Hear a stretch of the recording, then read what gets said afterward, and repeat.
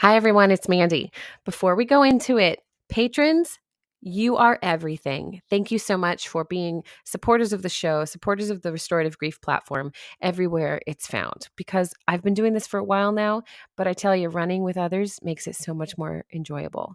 So if you're interested in all the premium content, exclusive interviews coming up, or even just supporting the methods and the work because you know it makes an impact in your life and in others, then we would love to have you join us. Check out the show notes for links, and that's it. Let's get into it. Welcome back to Restorative Grief with Mandy Capehart.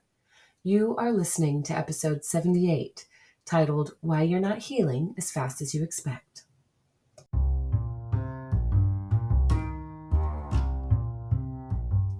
My friends, I'm going to be honest with you. This has been a rough week. So this week's episode is as much an offering for you as it is a reminder to myself. We as humans are used to being incredibly busy and productive, but in the face of grief and loss, mindlessness only serves to make our disconnection and our desire for healing more obvious.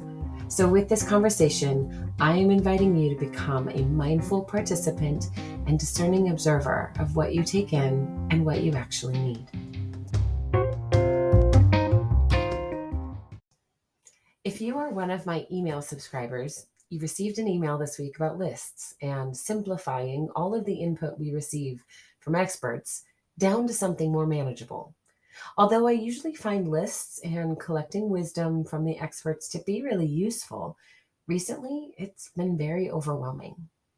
I think that when we find ourselves at that point of panic where we just want to feel differently, we will respond by collecting insight and information without thinking, hoping that at some point it'll sink in.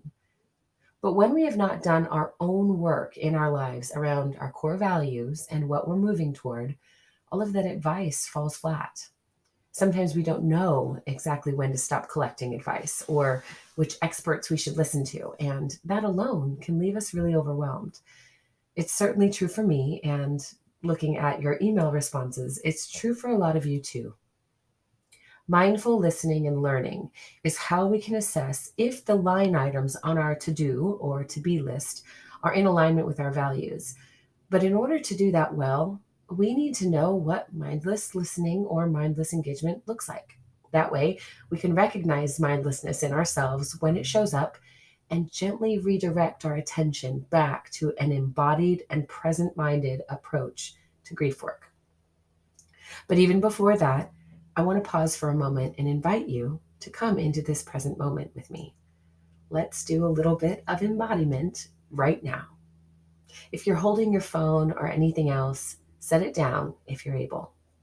If you're listening to me at a speed that's pretty quick, slow me down too. Take a deep breath in through your nose. And as you inhale, squeeze your shoulders up to your ears. On your exhale, slowly release your shoulders and breathe out like you're pushing air through a straw. Pause here and do that as many times as you want. Every time you do it, you are reminding your whole self that you are right here in this moment, right where you need to be. So mindless listening, which we often do with podcasts like this, is all about multitasking. And I'm the queen of it. You will find me habitually and unconsciously turning on my audiobooks or podcasts almost on autopilot when I'm ready to handle manual tasks like driving, cleaning, cooking. It's not a bad thing, so don't completely throw it away. It's just that with this mindless listening, we're only keeping general track of what we hear. So occasionally it means our mind will wander off topic because we are naturally inclined to focus on the task at hand, or in that mindlessness, our brain will wander to try and solve a problem that we might have not given enough attention to. When we are mindless about the things we listen to, even if it's another person speaking to us, we can lean towards self-criticism.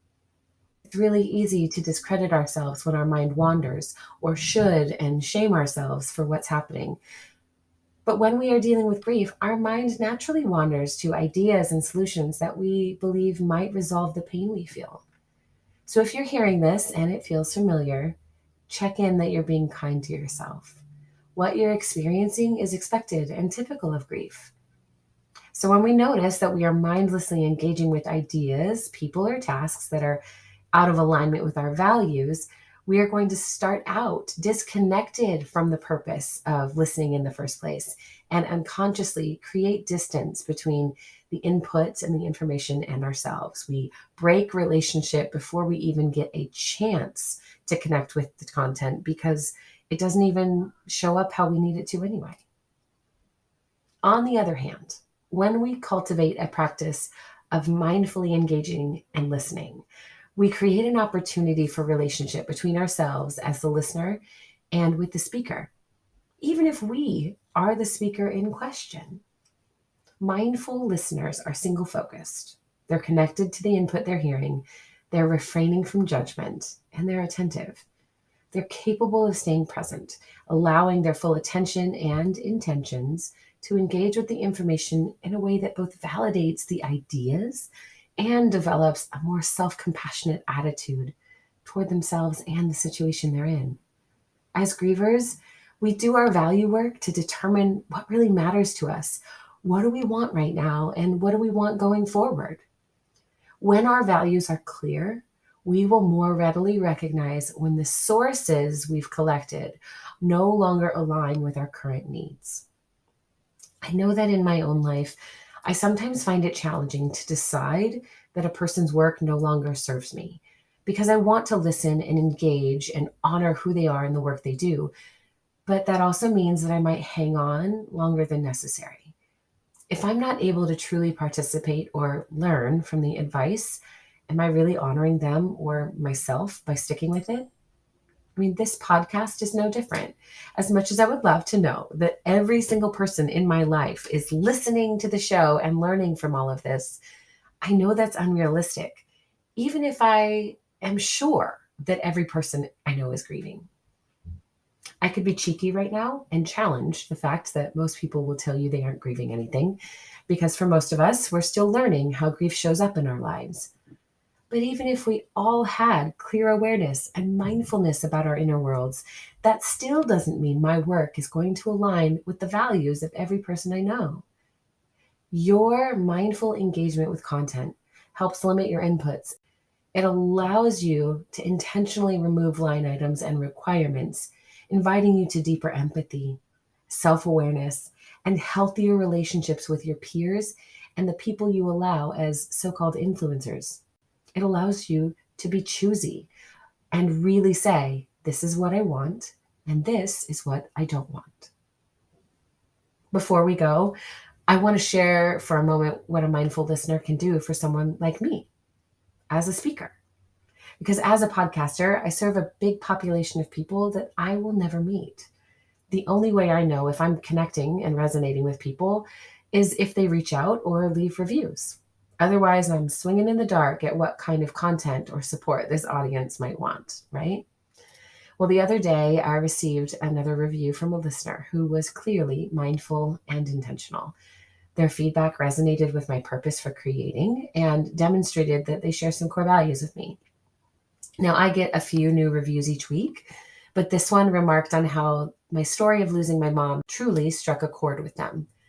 Among other things, they ended by saying that my work helped them know what they are experiencing is normal. There are a lot of things you can listen to that will make your human experience feel more valid, but often finding those places where you can feel resonance and attunement, real psychological safety in the connection, is difficult. Rather than invest all your time trying to determine what resources will work best for you, again, start with your own values. What do you want? It's much clearer to hold your value system up to a body of work and let the alignment or lack thereof simplify your process than it is to listen to 12 hours of content and suddenly realize, oh, this is not the person for me.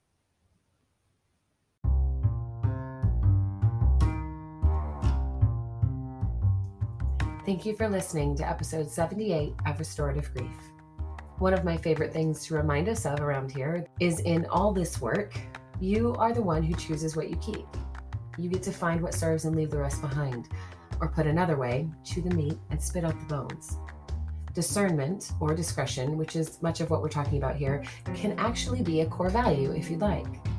Keeping a healthy dose of caution at the forefront of your mind when you interact with new information is one way to stay in the present moment as a listener.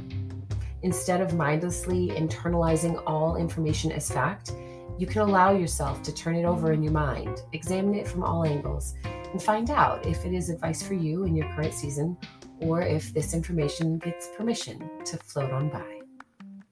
If this is your first time listening to Restorative Grief, I would be honored to hear from you, from a review of your own or through social media. I'm active on Instagram and Twitter under @MandyCapehart, and connecting with people impacted by this work makes a huge difference for me. So speaking of, thank you again to my patrons and financial supporters of the show. If you are interested in gaining access to bonus content and becoming a patron, you can look me up on Patreon under Mandy Capehart, or become a premium subscriber here on Spotify. Either way, be sure to subscribe to the show so you'll never miss out on the weekly episodes. And before we go, as always, one last thing. Please remember, the only solution for grief is to do the work of grieving. Thank you for listening. I'll see you next week.